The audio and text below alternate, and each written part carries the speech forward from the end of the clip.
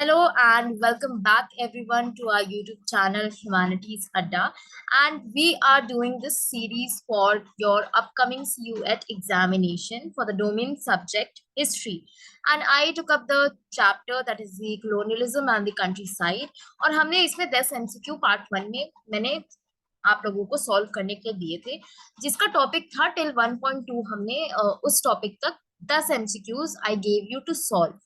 Okay, so in this lecture, we will be doing further 10 MCQs, but before that, I have to reveal the answers also of the previous 10 MCQs. So let us do.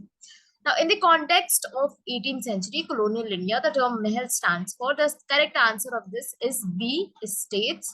Now, let's move on to the next MCQ. The term Raja in context of 18th century colonial India was used to designate, in this you will see it used to designate powerful zamindars.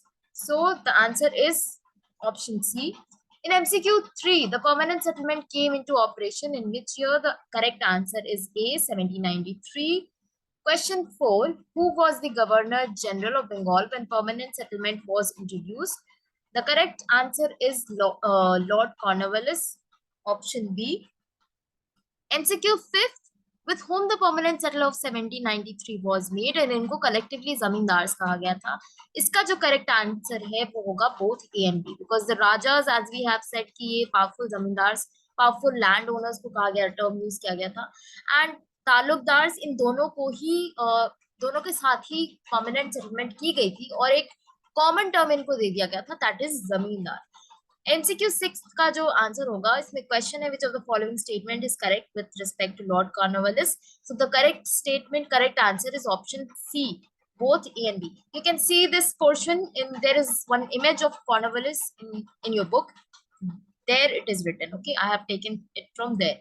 Now question 7 में हम देखते हैं which of these were the objectives behind the introduction of Permanent Settlement Act of 1793.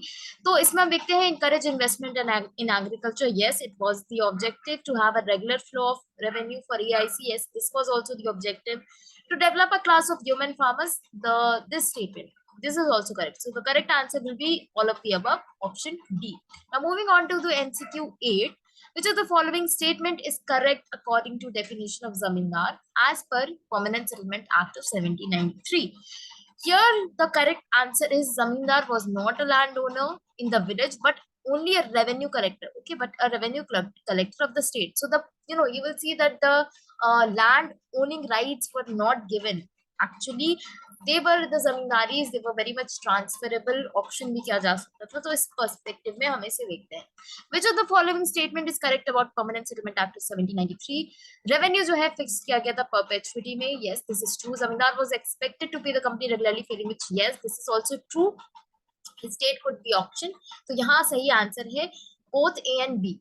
Okay, and last जो MCQ हमने किया था, which of the following statement is correct? The colonial rule was first established in Bengal. This is true after 1757 Battle of Plassey, and then you will see after 1764 Battle of Buxar. Bengal पहला reason ऐसा होता है जहां पे colonial rule हमें fully fledged form में established देखने के लिए मिलता है. This is also given in your book.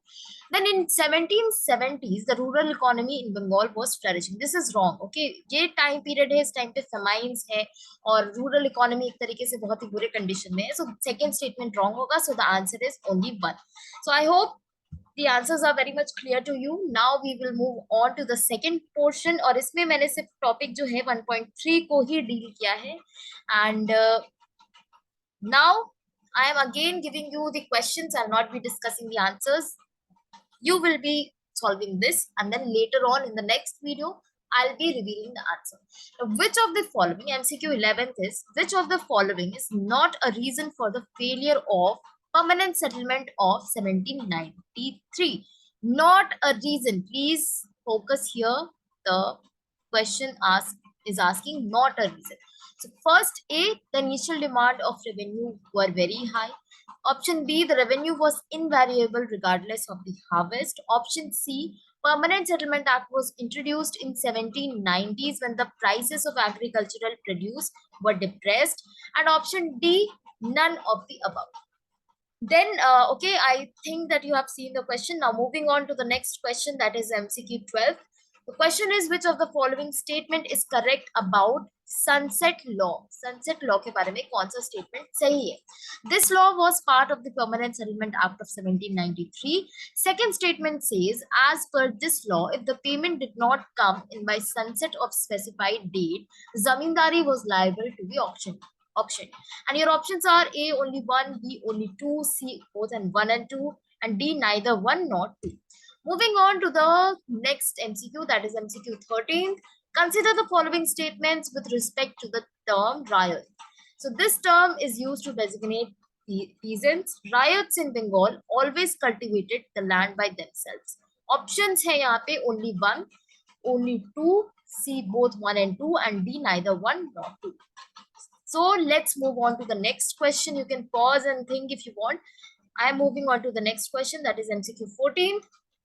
Which of the following was not a change brought in the position of zamindars after Permanent Settlement Act of 1793?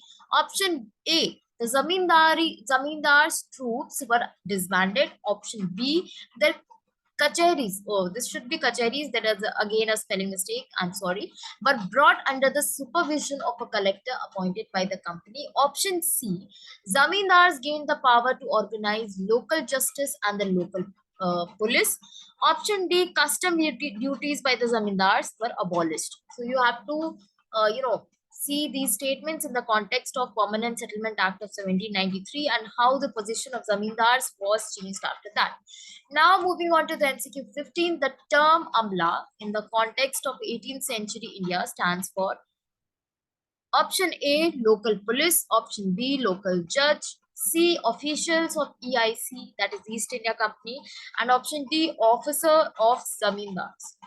Moving on to the next question, we have MCQ 16, and the question is, which of the following was the duty of Amla? Option A, to maintain law and order in the zamindari. Option B, to provide justice to the people of zamindari. Option C, to collect revenue from the zamindars. And option D, to collect revenue from the riots. Again, you have to choose the correct. Okay. Now moving on to the 17th MCQ. Which of the following is correctly matched? Rich riots, jotedar, village headmen, mandals. Option C में है both, D है none. Please solve this question also. I think that this one is easy if you have read very properly your NCERT. Now moving on to the 18th question, consider the following statements.